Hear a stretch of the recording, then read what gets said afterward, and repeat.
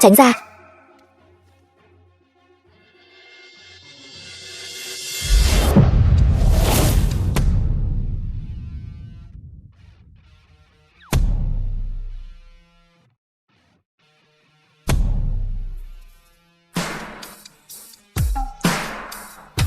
Anh dám sao?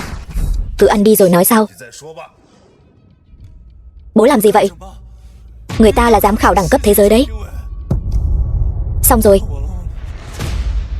Quán chúng ta hoàn toàn trong giới ẩm thực, không còn chỗ đứng nữa rồi. Bếp trưởng. Thế nào? Ngon không? Sao lại ngon thế này? Anh làm thế nào vậy?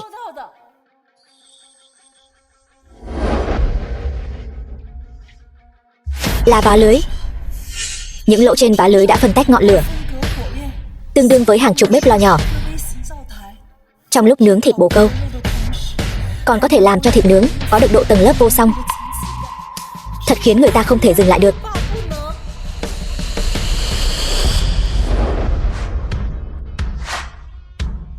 Bếp trưởng, anh mau nhìn kìa, giám khảo ăn ngon lành quá.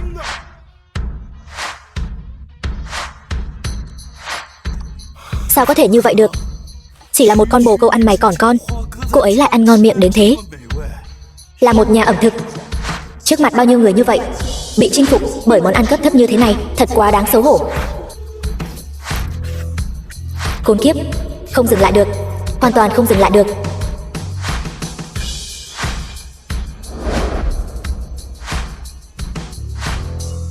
Cô ấy vậy mà ăn hết cả đĩa. Bố tôi, một người bán cơm trên lề đường, vậy mà có thể làm ra món ăn chinh phục chiếc lưỡi thần. Xem ra ván này chúng ta có khả năng thắng lớn.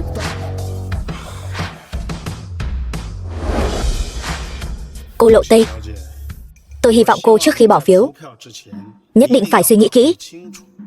Nếu để người trong giới ẩm thực biết cô dành lời khen ngợi cho món ăn đường phố cấp thấp làm từ bùn đất này của heo đại hạ, e rằng sẽ làm tổn hại danh tiếng lưỡi thần của cô.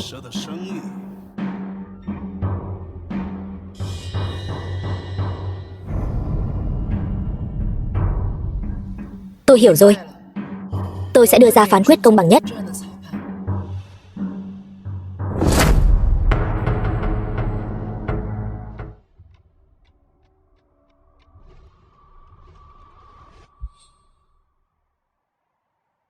Tiểu Lộ Tây, tôi phải đi rồi. Chiếc huy hiệu này coi như là kỷ niệm tặng cho cô nhé. Rời đi. Tại sao phải rời đi? Chỉ khi ở lại phương Tây, được những người thực sự hiểu ẩm thực như chúng tôi nếm thử, mới có thể phát huy giá trị lớn nhất tài nấu nướng của anh. Cô sai rồi. Giá trị lớn nhất của tài nấu nướng là tạo ra món ngon mà tất cả mọi người đều có thể thưởng thức. Hy vọng khi chúng ta gặp lại, cô có thể tìm lại được sơ tâm khi thưởng thức ẩm thực. Sơ tâm.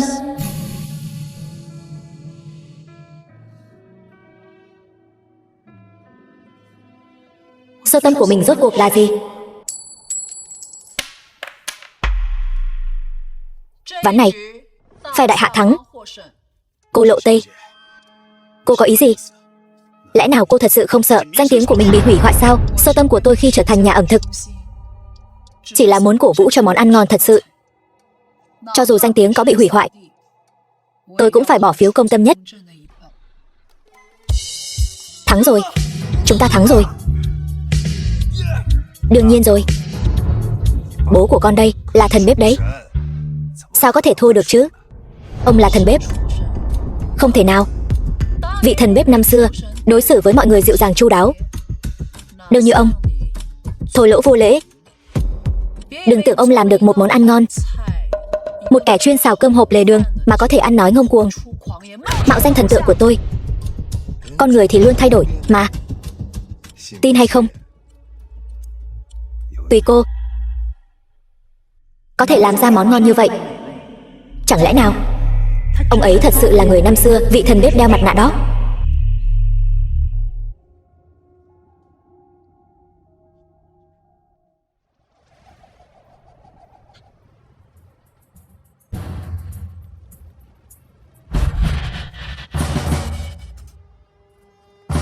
tránh ra.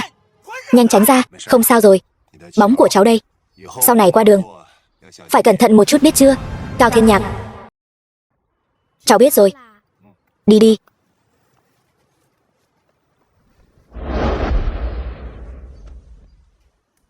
Chuyện gì đây?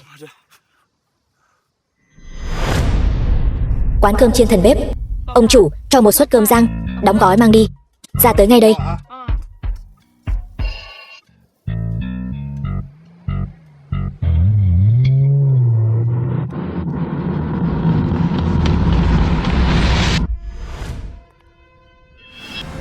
Chu Thiến. Trời ơi, đây chẳng phải là chủ tịch Hiệp hội ẩm thực toàn quốc, Chủ tịch Chu Thiến sao? Đúng vậy. Sao bà ấy lại ở đây?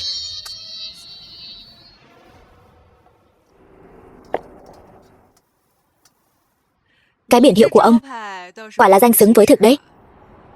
Vậy làm phiền ông chủ, làm giúp tôi một bát cơm rang thần bếp đi.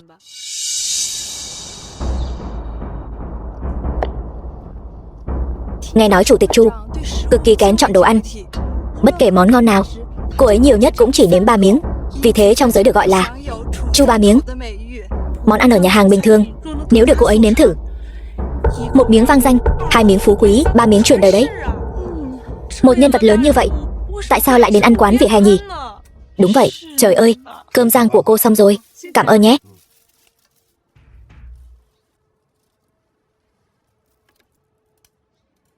Ăn xong thì đi nhanh đi. Đừng làm lỡ việc làm ăn của tôi.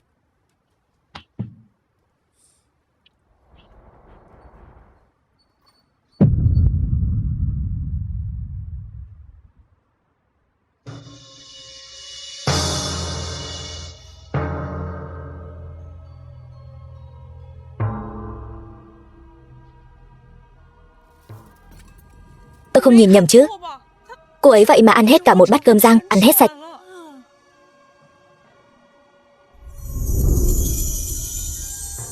Vẫn ngon như mọi khi. Rốt cuộc ông ấy là ai vậy? Được rồi, cơm cũng ăn xong rồi. Chủ tịch Chu bận rộn công việc, tôi không làm lỡ thời gian của cô nữa. Khoan đã. Ông có biết không, gần đây người của Liên minh ẩm thực quốc tế đi khắp nơi thách đấu so tài nấu nướng. Đã có không ít nhà hàng bị họ đánh bại, đóng cửa rồi. Nếu cứ ngồi yên không làm gì, giới ẩm thực đại hạ sẽ nguy mất. Con dao thần bếp của ông, hôm nay tôi đã mang đến. Tôi muốn mời ông đây, vị thần bếp ngày xưa tái xuất, cho những người nước ngoài kia một bài học.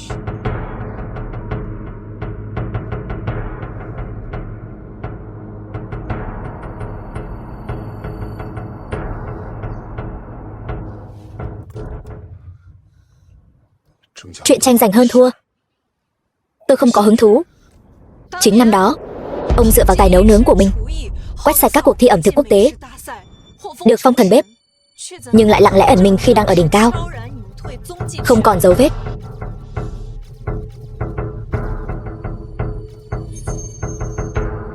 Giám khảo chính của cuộc thi, Lộ Tây, vì muốn được ăn lại món ông nấu, đã tìm khắp nửa vòng trái đất.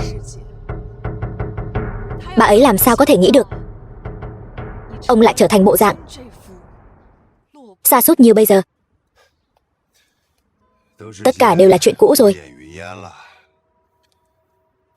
Tôi bây giờ chỉ muốn ở bên con trai tôi, sống vài ngày yên ổn. Chủ tịch Chu thật sự muốn đấu với những người nước ngoài kia. Xin mời tìm người khác giỏi hơn đi, ông. Thôi vậy, nếu ông đổi ý, cứ liên lạc với tôi bất cứ lúc nào.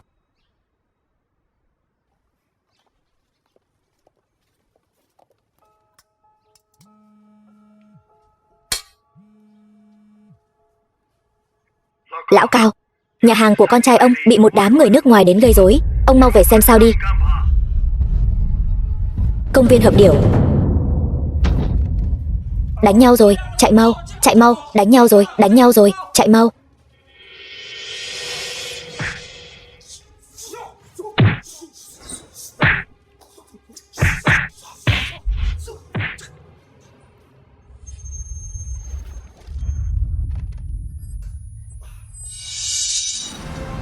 Cao Vân, dừng tay. Các người đang làm gì vậy?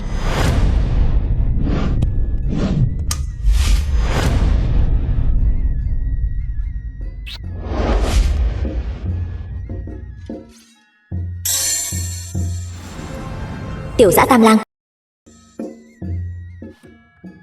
trong chuồng heo mà vẫn ăn cơm được sao? Người đại hạ các người đều là heo sao? Người nước ngoài từ đâu đến vậy? Dám đến nhà hàng của chúng tôi gây rối sao? Nhà hàng? Ở đất nước của tôi, tuyệt đối sẽ không gọi nơi mà trên bàn bày đầy rác rưởi là nhà hàng. Người rốt cuộc là ai? Đại sư Đạo Các. Đạo Các, Chủ tịch Liên minh ẩm thực quốc tế. Ngươi tính là cái thá gì? Dám bất kính với người này sao? Đại sư Đạo Các, ông chính là người có tài nấu ăn, đã đạt đến cảnh giới tuyệt đỉnh, chỉ còn cách thần bếp một bước chân. Biết danh tiếng của ta sao? Nhóc con ngươi cũng có chút kiến thức đấy. Con trai đừng sợ. Đấu với họ. Không phải. Bố đang làm gì ở đây vậy? Tiểu Vân yên tâm, hôm nay có bố ở đây, sẽ cho đám người nước ngoài tự cho mình là đúng này thấy được thực lực của đại hạ chúng ta.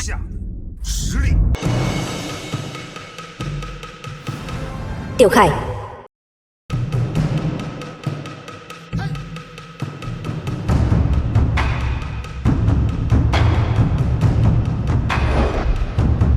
ta là tiên nhân ẩm thực của Nhật Bản. Tiểu dã Tam Lang, các người ai sẽ thi đấu với ta?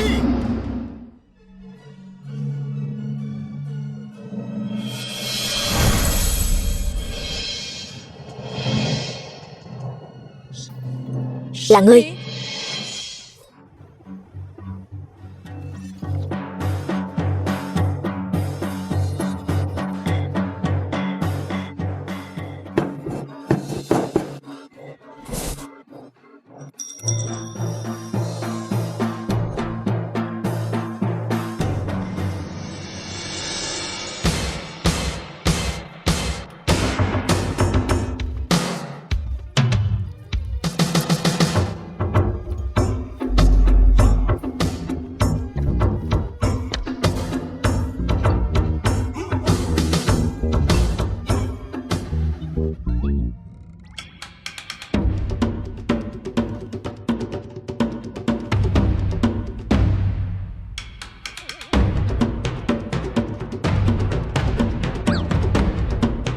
Hắn thật sự là người mình đang tìm sao?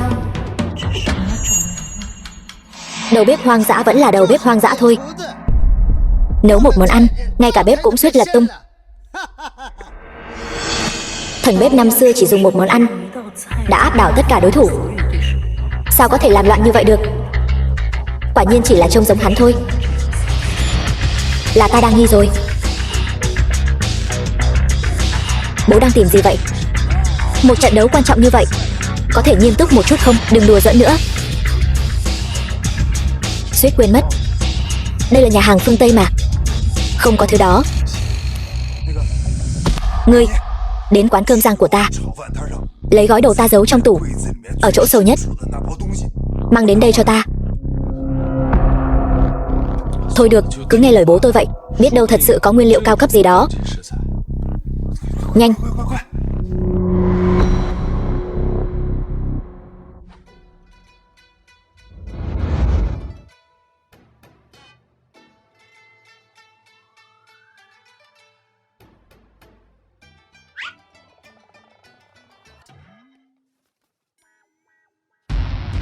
Bố, Thiên Sơn Tuyết Cáp là nguyên liệu thượng hạng. Khác với nguyên liệu nấu món xào bình thường của bố không cắt ra nấu thì căn bản không thể ngấm vị. Chẳng phải thế này là phí hoài nguyên liệu hảo hạng sao? Con lợn rừng của đại hạ quả nhiên không ăn được cá mịn. Thức ăn này còn phân cao thấp sang hèn sao? Nấu ra ngon là được rồi mà.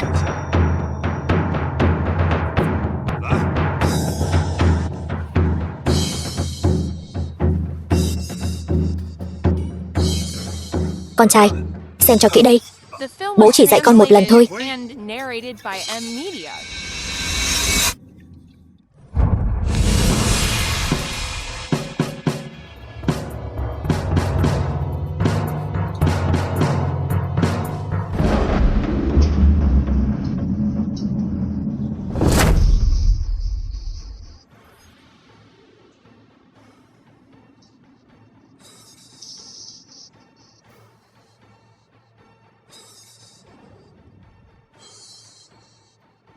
lại có cả thủ pháp nấu ăn như thế này.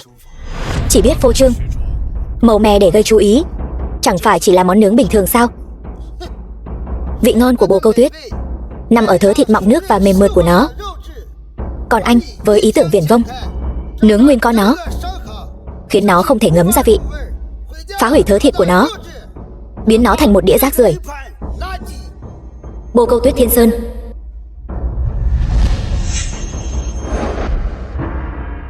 Món thịt xiên thơm quá, không cần ăn cũng biết là rất ngon.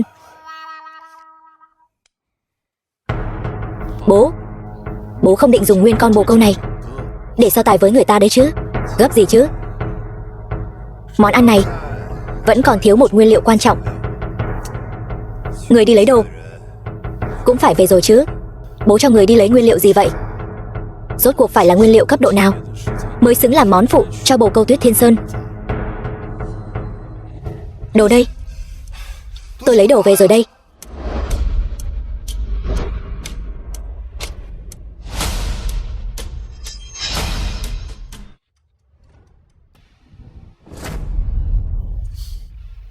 Về đúng lúc lắm.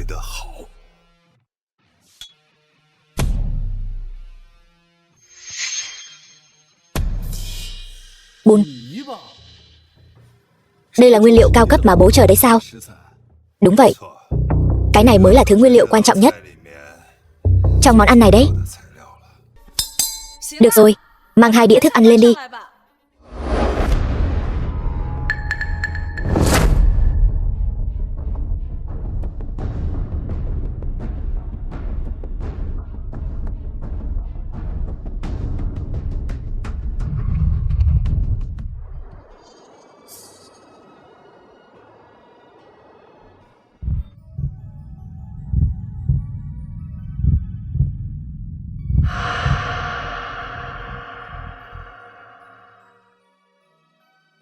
Mùi thịt đậm đà không ngừng tấn công vị giác, như đưa người ta lên độ cao vạn mét, bay lượn cùng gió.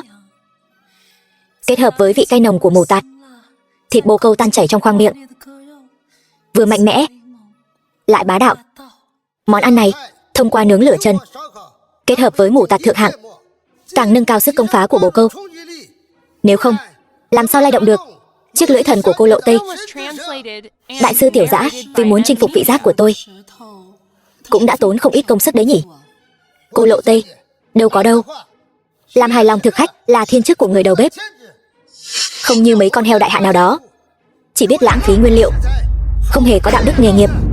Thiên chức của người đầu bếp chưa bao giờ là cúi đầu cúm núm để làm hài lòng bất kỳ ai, mà là tạo ra món ăn ngon, chinh phục ngay cả vị giác của thực khách khó tính nhất. Ông định dùng cái món ăn hạ đẳng làm từ bùn đất này để chinh phục vị giác của tôi sao? Đùa gì thế? Tôi đã nếm đủ mọi món ngon trên thế giới, sao có thể ăn thứ rác rưởi này của ông được? Tôi thấy cuộc thi này nên kết thúc tại đây thôi. Khoan đã, chúng ta thi đấu là về hương vị món ăn, không nếm thử thì không có quyền phát biểu. Điểm này, ngay cả cô, người sở hữu chiếc lưỡi thần, cũng không ngoại lệ. Cô chỉ cần nếm thử một miếng rồi phán tôi thua, tôi cũng tâm phục khẩu phục. Muốn tôi ăn đĩa rác này? Nằm mơ. Tôi sẽ không cho anh cơ hội làm ổ uế cái lưỡi này của tôi. Anh muốn làm gì? Đừng qua đây, tránh ra.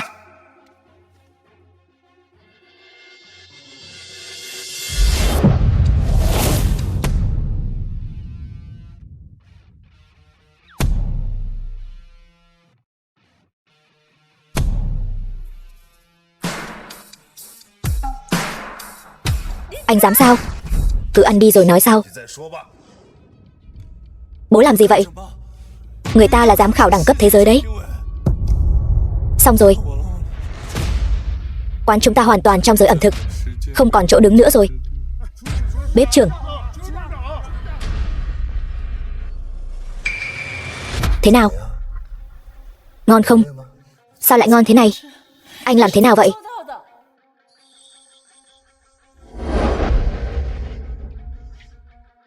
Là vá lưới. Những lỗ trên vá lưới đã phân tách ngọn lửa, tương đương với hàng chục bếp lò nhỏ. Trong lúc nướng thịt bồ câu, còn có thể làm cho thịt nướng có được độ tầng lớp vô song, thật khiến người ta không thể dừng lại được.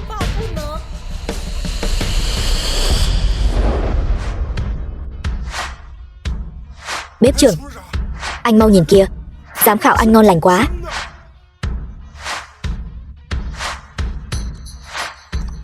Sao có thể như vậy được? Chỉ là một con bồ câu ăn mày còn con, cô ấy lại ăn ngon miệng đến thế. Là một nhà ẩm thực, trước mặt bao nhiêu người như vậy, bị chinh phục bởi món ăn cấp thấp như thế này, thật quá đáng xấu hổ. Khốn kiếp, không dừng lại được, hoàn toàn không dừng lại được.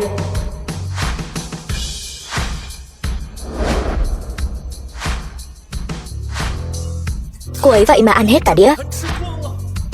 Bố tôi, một người bán cơm trên lề đường, vậy mà có thể làm ra món ăn chinh phục chiếc lưỡi thần. Xem ra ván này chúng ta có khả năng thắng lớn.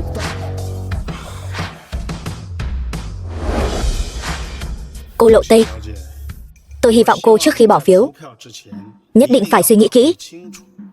Nếu để người trong giới ẩm thực biết cô dành lời khen ngợi cho món ăn đường phố cấp thấp làm từ bùn đất này của heo đại hạ, e rằng sẽ làm tổn hại danh tiếng lưỡi thần của cô.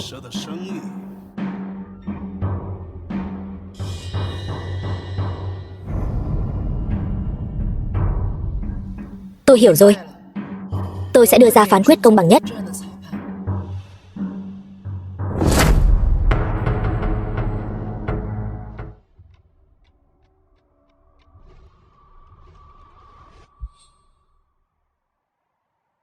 Tiểu Lộ Tây, tôi phải đi rồi. Chiếc huy hiệu này coi như là kỷ niệm tặng cho cô nhé. Rời đi. Tại sao phải rời đi? Chỉ khi ở lại phương Tây, được những người thực sự hiểu ẩm thực như chúng tôi nếm thử, mới có thể phát huy giá trị lớn nhất tài nấu nướng của anh. Cô sai rồi. Giá trị lớn nhất của tài nấu nướng là tạo ra món ngon mà tất cả mọi người đều có thể thưởng thức. Hy vọng khi chúng ta gặp lại, cô có thể tìm lại được sơ tâm khi thưởng thức ẩm thực. Sơ tâm.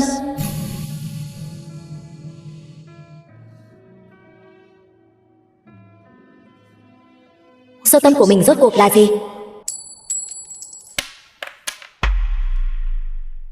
Ván này phe đại hạ thắng. Cô Lộ Tây, cô có ý gì? Lẽ nào cô thật sự không sợ danh tiếng của mình bị hủy hoại sao? Sơ tâm của tôi khi trở thành nhà ẩm thực chỉ là muốn cổ vũ cho món ăn ngon thật sự. Cho dù danh tiếng có bị hủy hoại, tôi cũng phải bỏ phiếu công tâm nhất. Thắng rồi. Chúng ta thắng rồi. Đương nhiên rồi. Bố của con đây là thần bếp đấy. Sao có thể thua được chứ? Ông là thần bếp. Không thể nào. Vị thần bếp năm xưa đối xử với mọi người dịu dàng chu đáo, đâu như ông. Thô lỗ vô lễ. Đừng tưởng ông làm được một món ăn ngon. Một kẻ chuyên xào cơm hộp lề đường mà có thể ăn nói ngông cuồng, mạo danh thần tượng của tôi. Con người thì luôn thay đổi mà. Tin hay không, tùy cô. Có thể làm ra món ngon như vậy. Chẳng lẽ nào ông ấy thật sự là người năm xưa, vị thần bếp đeo mặt nạ đó?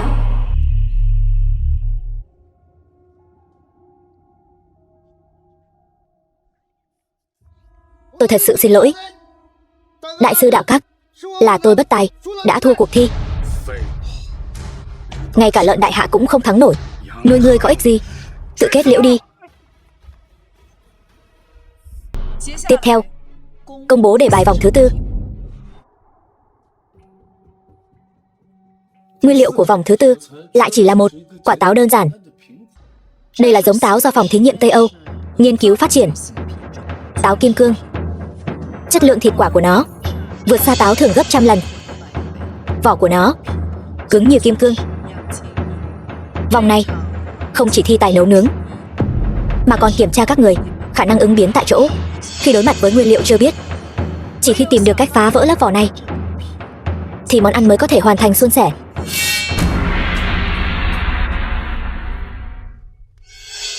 Quả táo này trông bình thường, Thật sự tà môn như vậy sao?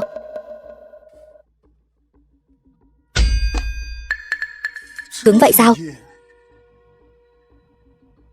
Dao.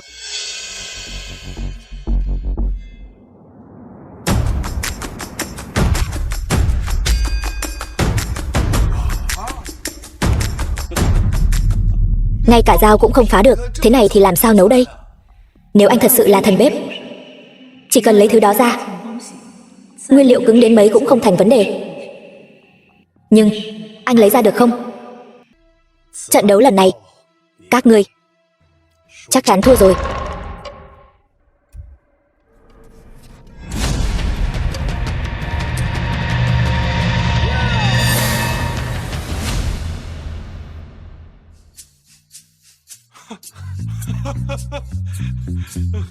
Lợi hại quá.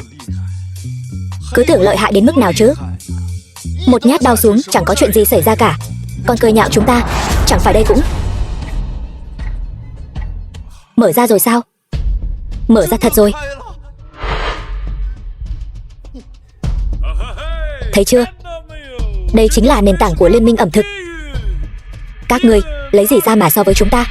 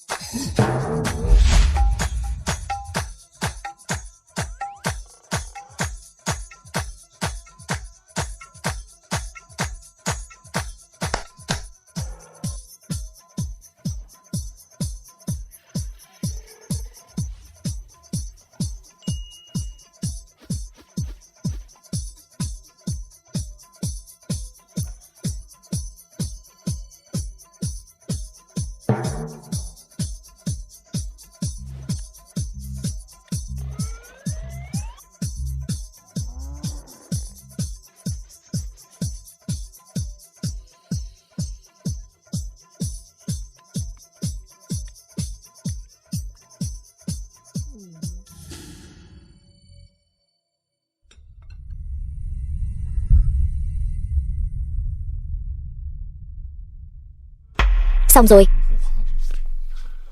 Ban đầu tôi cứ nghĩ ai cũng không phá được, ít nhất cũng là Hòa. Lần này thì xong hết rồi. Bố. Bố còn cách nào không? Bố.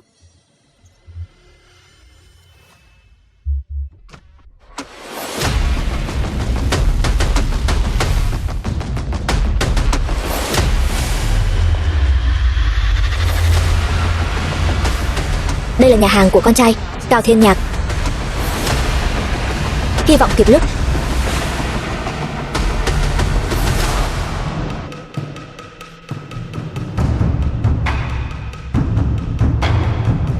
Luồng khí tức này,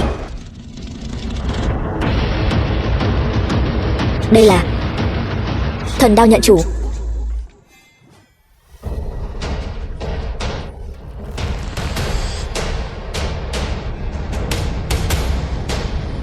Lão đao, lâu rồi không gặp. Trảm đao thần bếp. Đúng là trảm đao thần bếp thật. Anh thật sự là thần bếp sao? Sao vậy? Bây giờ mới chịu tin sao? Có vẻ trong mắt cô Lộ Tây, nó mới là thần bếp thật sự. Ngươi chính là người năm đó thần bếp đeo mặt nạ biến mất một cách bí ẩn. Bố không khoác lác thật sao? Đúng là thần bếp mà. Bố đã bao giờ lừa con đâu. Chủ tịch Chu, phiền cô đích thân mang dao đến. Nghe nói bên nước Hoa có người gây sự với con trai ông, nghĩ rằng ông có thể cần dùng đến con dao này. Tôi liền lập tức mang đến. Thế nào rồi? Tôi không đến muộn chứ? Không muộn, đến rất đúng lúc.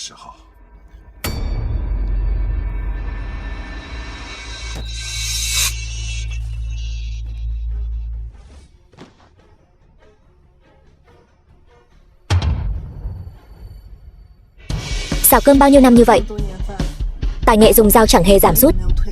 Đây là trảm đao thần bếp sao? Đến cả máy mài cũng không phá nổi, dù chỉ một chút. Vậy mà trong tay ông ấy giống như một quả táo bình thường.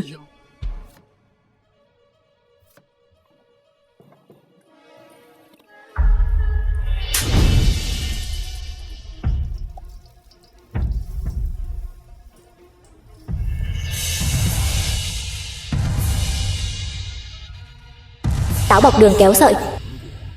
Món ăn này là món đặc sản của đại hạ chúng tôi. Táo bọc đường kéo sợi. Trước khi ăn, nhớ nhúng qua nước lọc. Sợi đường cứng lại. Táo mà lại có cách làm này sao?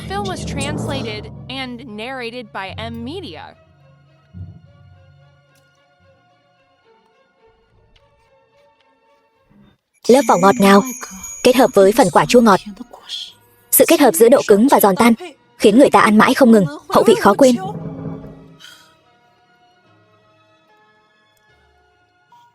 Bếp trưởng nhìn xem, lưỡi thần sắp ăn hết món của chúng ta rồi. Anh cũng không nhìn xem đó là ai sao? Đó là bố tôi, thần bếp. Chinh phục một lưỡi thần nhỏ bé, đó chẳng phải là chuyện dễ dàng sao? Tôi thừa nhận, món ăn anh làm vẫn ngon như xưa, hương vị vẹn nguyên như năm đó. Nhưng cũng chính vì vậy, việc anh tự sa đọa, bỏ phí cả đời tài năng nấu nướng, ra vỉa hè bán hàng rong, càng khiến tôi tức giận hơn. Ra vỉa hè bán hàng rong để nhiều người được ăn món ngon, chẳng phải cũng rất tốt sao? Nếu tôi không quay về bán hàng rong, e rằng hôm nay cô sẽ không được nếm thử món ngon như vậy. Táo bọc đường kéo sợi. Tại sao? Chúng ta đã từng hẹn ước cùng nhau trưởng thành trên con đường ẩm thực. Tại sao anh lại trở nên thảm hại như thế này?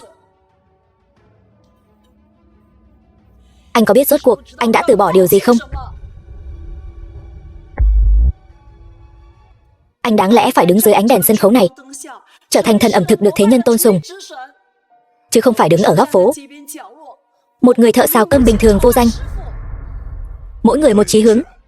Muốn trở thành người như thế nào là do tôi tự chọn. Những năm qua tôi quả thực đã mất đi rất nhiều, nhưng đồng thời tôi cũng thu hoạch được nhiều hơn. Trận đấu vẫn chưa kết thúc.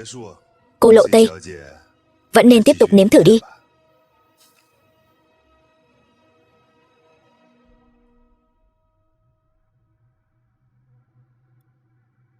Món cà ri táo của ông Tiểu Khải mặc dù ngon, nhưng so với món táo bọc đường kéo sợi vẫn thiếu đi vài phần tầng lớp hương vị.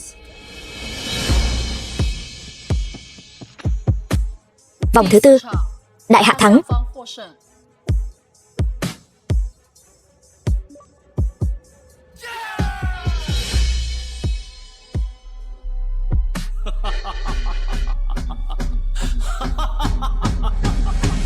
Người này có vấn đề gì không vậy? Chắc chắn là có chút. Thua trận đấu mà vẫn vui vẻ thế sao? Thằng nhóc nhà ngươi hiểu gì? Đạo các ta từ nhỏ đã học nấu ăn, một đường đi lên trở thành chủ tịch ẩm thực quốc tế. Một chân của ta đã bước vào cảnh giới thần bếp. Lần này ta du ngoạn khắp đại hạ, dẫn người đến thách đấu, chính là để đưa ra bước cuối cùng này, chứng đạo phong thần. Còn ngươi liên tiếp thắng 2 ván, quả thực có chút thực lực.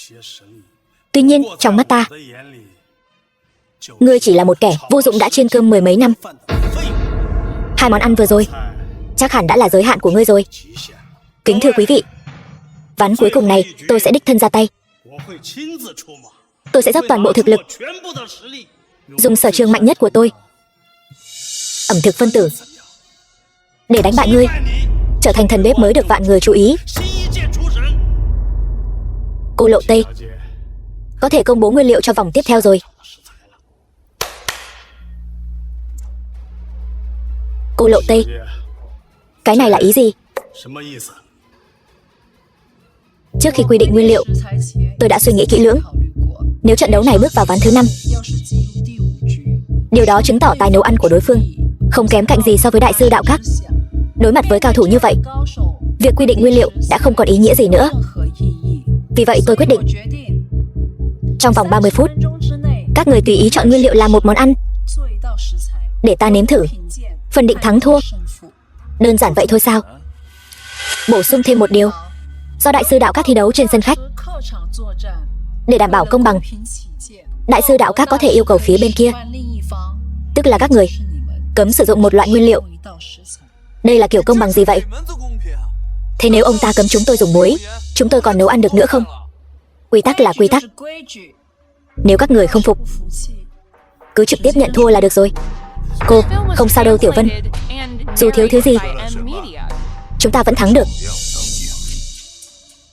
Thôi được rồi, nói đi, các người muốn cấm thứ gì?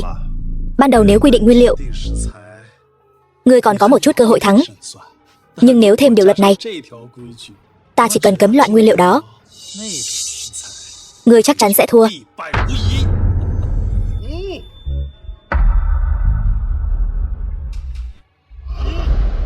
Bọn họ muốn cấm dùng dầu. Người nước Mỹ các ngươi ngay cả dầu ăn cũng không tha sao?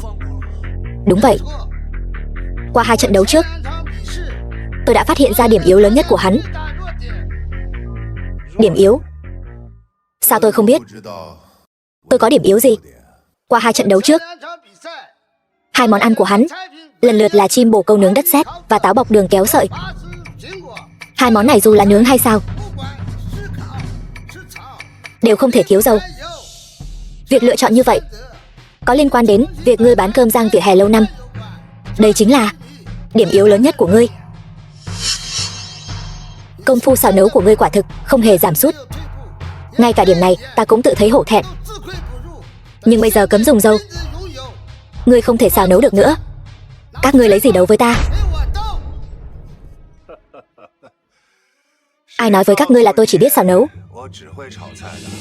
Tiểu Vân, đi lấy hết nguyên liệu trong bếp nhà hàng của chúng ta, mang ra đây. Bố muốn làm một món canh bát chân, để những tên ngoại quốc ách ngồi đáy giếng này nếm thử tài nghệ của người đại hạ chúng ta. Được, đi xuống bếp, mang tất cả nguyên liệu lên đây. Các người cũng xuống, lấy ít nguyên liệu lên đây.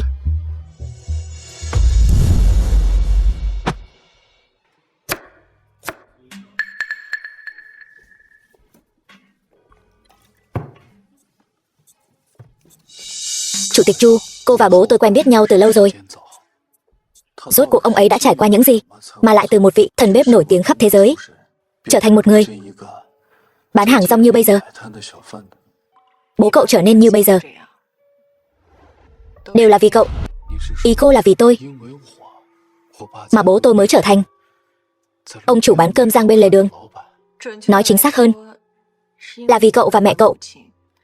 Vào năm đó, không lâu sau khi ông ấy trở thành thần bếp, mẹ cậu đã mắc bệnh nặng. Một ngày nọ, ông ấy đột nhiên cầm theo chảm đao thần bếp tìm đến tôi. Tôi hỏi ông ấy tại sao lại muốn bán thanh đao đó. Nói thế nào, đó cũng là vinh dự thuộc về riêng ông ấy mà. Bố tôi nói sao? Ông ấy nói bệnh của vợ tôi cần tiền gấp.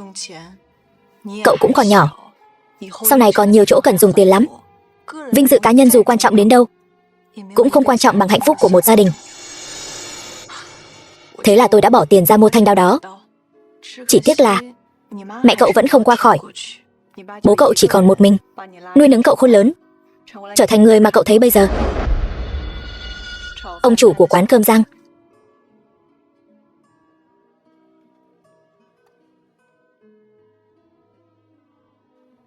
Tôi không ngờ bây giờ mới biết, hóa ra bố tôi những năm qua vất vả như vậy. Nếu không có tôi, cuộc sống của ông ấy chắc chắn sẽ tốt hơn bây giờ rất nhiều. Không, tôi lại nghĩ rằng chính vì có cậu, ông ấy mới có thể vượt qua quãng thời gian khó khăn nhất đó. Không ngờ ông ấy lại có một quá khứ như vậy. Xem ra là mình đã trách nhầm ông ấy rồi.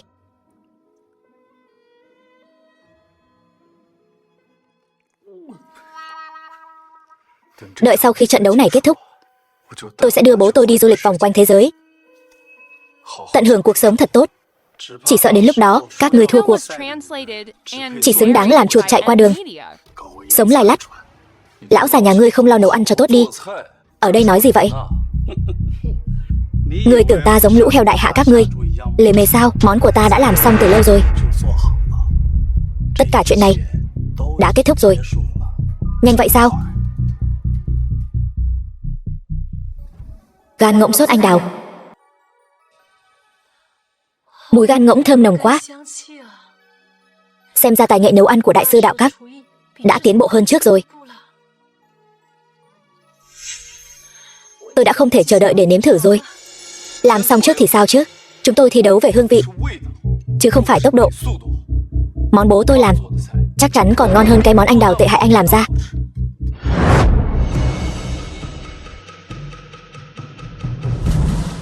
Canh bát chân. Tôi đã nói tất cả mọi chuyện đã kết thúc rồi. Ngươi có ý gì?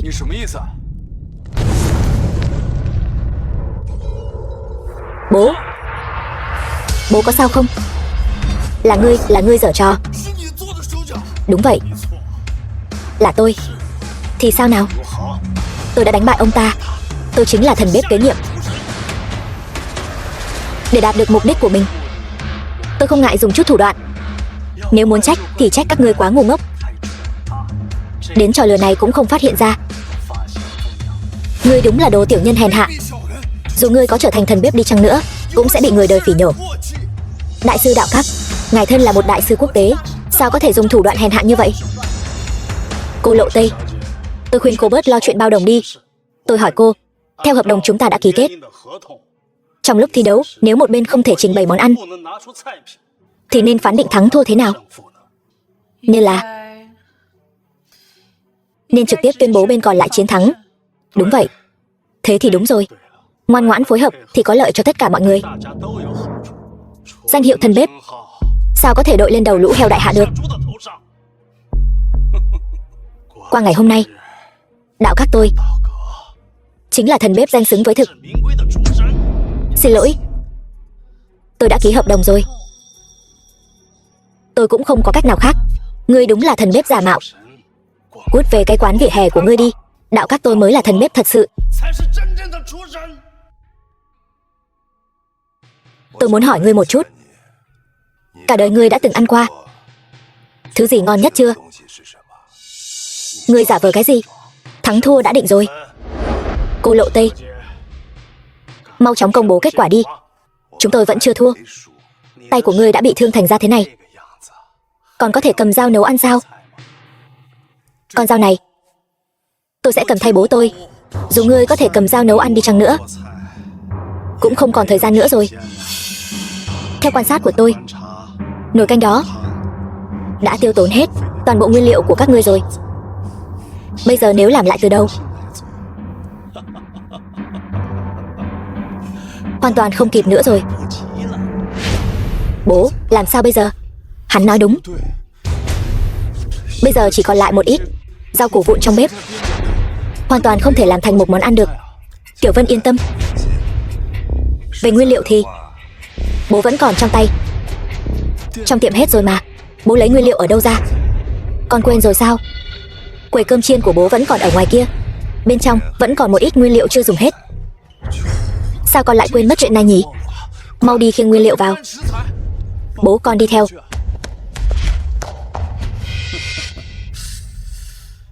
Chỉ là sự giãy giụa trong tuyệt vọng của lũ đại hạ thôi.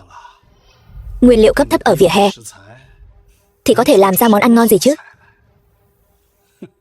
Đánh bại ngươi thì thừa sức. Bố, đồ đạc ở đây hết rồi. Tuy nhiên, cái này thực sự có thể làm thành một món ăn sao? Chỉ cần thế này là đủ rồi. Không còn nhiều thời gian, chúng ta bắt đầu thôi. Bố, hai bố con mình làm món gì? Đương nhiên là món tủ của bố con, cơm chiên thần bếp. Cơm chiên? Các người bị cấm dùng dầu ăn. Không có dầu thì lấy gì mà chiên cơm chứ? Không cần cái này. Hai bố con mình vẫn có thể thắng. Tiểu Vân, thái thịt. Vâng. Lần này con tuyệt đối sẽ không lùi bước nữa.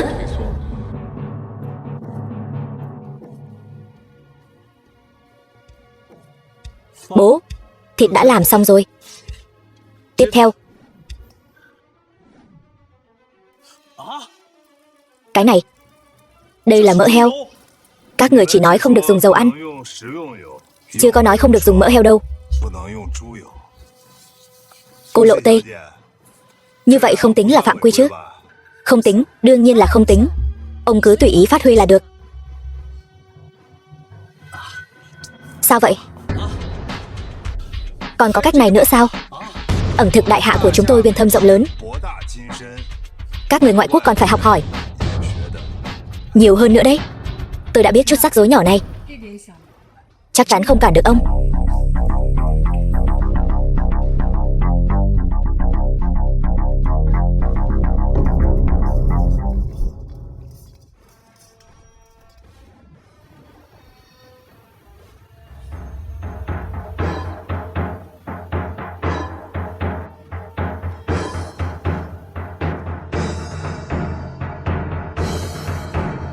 Ra dĩa. Bố, con làm cho.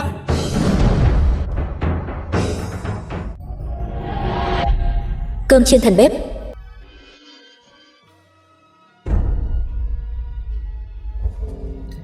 Thời gian vừa kịp, chỉ là không biết mùi vị thế nào. Nhưng tôi nghĩ hai bố con các người đồng lòng hiệp lực, món ăn được nấu bằng cả tấm lòng, chắc hẳn sẽ không tệ lắm. Cái gì mà cơm chiên thần bếp chứ? Chẳng phải chỉ là một bát cơm chiên trứng thôi sao? Hơn nữa, lại còn là do hắn làm bằng một tay. Tôi không tin có thể ngon đến mức nào.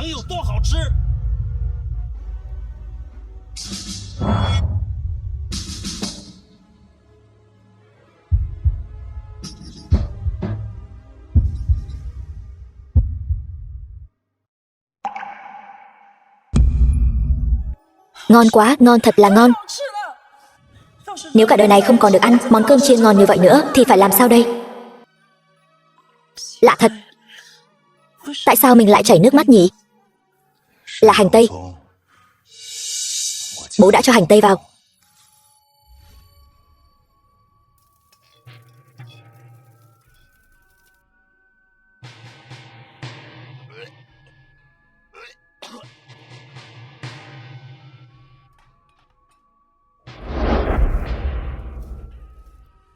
Tiểu Vân, tất cả là tại bố không tốt, đã không chăm sóc tốt cho mẹ con. Bố, không sao đâu, bố còn có con mà. Đi ăn cơm thôi, con đã làm món cơm chiên thần bếp cho bố rồi. Cơm chiên thần bếp. Tình cảm chân thành hòa quyện vào nguyên liệu, mùi vị ngon nhất trên đời này, không gì sánh bằng.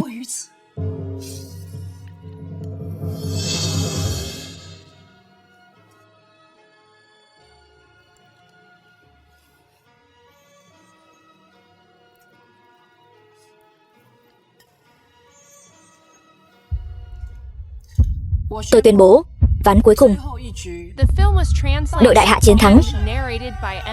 Trận đấu này kết thúc tại đây.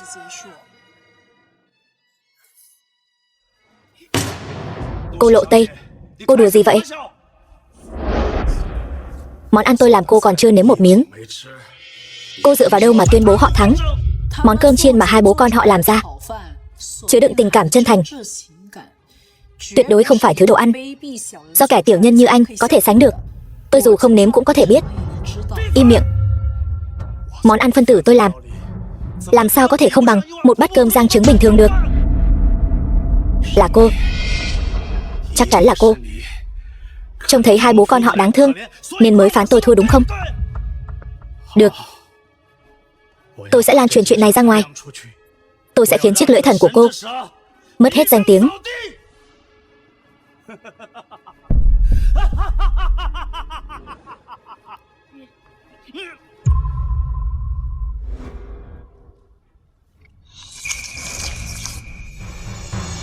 Sao lại ngon đến thế này? Tại sao lại ngon đến thế này? Muốn học không? Tôi dạy cho này. Sao nào? Bây giờ đã biết mình thua ở đâu chưa? Dựa theo giao kèo, từ nay về sau ông không được bước chân vào bếp nữa. Không đâu, tôi sẽ không thua. Tôi không thể thua. Tôi là chủ tịch Liên minh ẩm thực quốc tế. Tôi tuyệt đối không thể thua.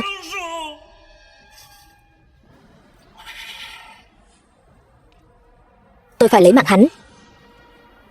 Lấy mạng hắn rồi tôi sẽ là tân thần bếp.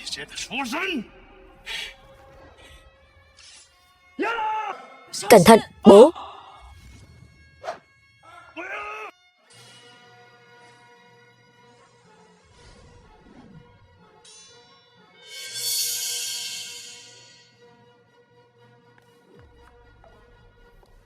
Bọn người Mỹ các người đúng là một lũ hèn nhát không chịu thua. Đạo Các, người thật to gan, dám trên lãnh thổ đại hạ của chúng ta công khai làm người khác bị thương. Người đâu? Mau đưa tất cả bọn chúng xuống, giao cho cơ quan chức năng xử lý. Các người làm gì vậy?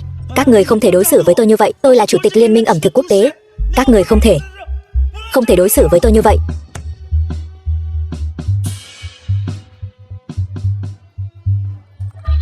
Tôi cũng không chơi nữa.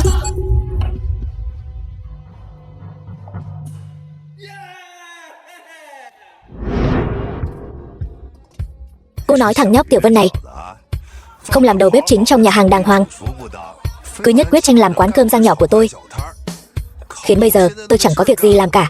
Đúng vậy. Vậy tiếp theo ông có dự định gì không? Đi ra ngoài dạo chơi thôi. Đi xem cảnh đẹp. Xem cảnh đẹp, thưởng thức món ngon. Vậy ông cho tôi đi cùng với. Được thôi. Lần này đừng hòng bỏ lại tôi.